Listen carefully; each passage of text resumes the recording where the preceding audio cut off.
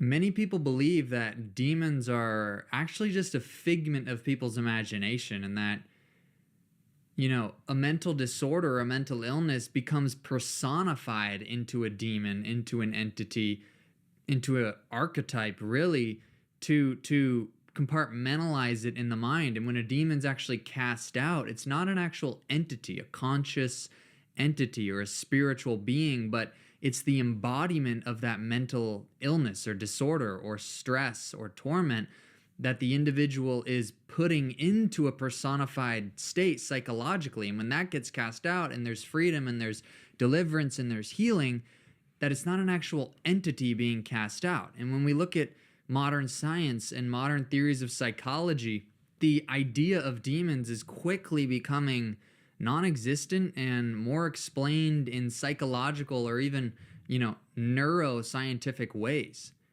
That it's just, brain chemicals causing these hallucinations people have on different drugs, entheogens and psychedelics, where they encounter entities, but really it's just part of the collective unconscious, or the deep recesses of the human mind, the unconscious mind. And when we look at history, though, we see that pretty much almost all ancient religions believed in demons, believed in spiritual beings, gods, goddesses that they worshipped.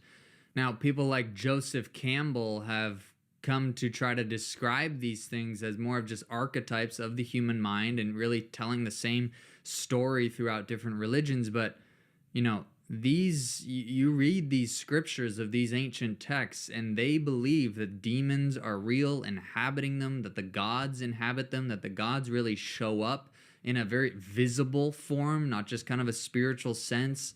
There's deep interaction with the gods. And now we know with modern science, as a lot of the superstitions of ancient religions and spiritualities have been disproven and clarified through a better understanding of the mechanics of the physical world that we live in. The god of, the sea is really just the changing tides, the gravity of the moon, things like that. But there is an element that hasn't been explained or completely disproven. Now, mostly all of these ancient religions, Islam, Hinduism, Buddhism, shamanic traditions, indigenous spiritualities, Christianity, all believe in demons. And many have actual rituals of exorcism to get these demons out, with varying degrees of emphasis and importance within their religion.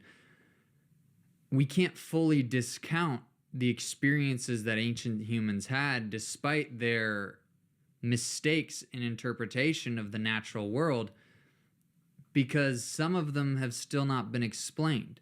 When we look at the Bible, we see that in the biblical context, the theory that demons are merely a figment of the imagination does not hold up. Many times it's not just a demon, it's actual emotions that have been developed over time and hardened into the mind and formed certain neurological processes, and refer to them as strongholds many times, belief systems, constructs that have been built by demons. Some have been built by demons, and that's what Satan attempts to do, is to build these strongholds in the mind, to build false constructs, belief systems, emotional triggers, emotional responses, to be in a misalignment with the truth. And the Holy Spirit undoes all that. The Holy Spirit unties those knots, brings truth, brings renewal of the mind. So it's very, very compatible.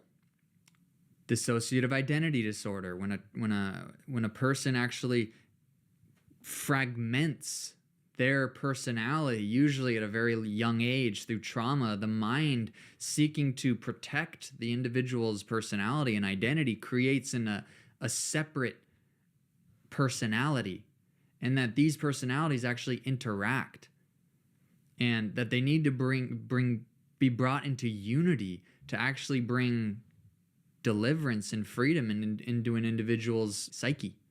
This is very compatible with the current modern worldview, I believe, and I do believe that demons are in fact real, demonic beings, all the stories of paranormal things, although some might not be true and are clearly explainable through scientific means, that science has no absolute rejection of the reality of demonic spiritual beings, but in the opposite, actually. The fact that the large majority, over 90% of the world in which we live is not visible with our naked human eyes. That there can be beings existing beyond visible form that exist in a different form, and that human beings have interaction with that.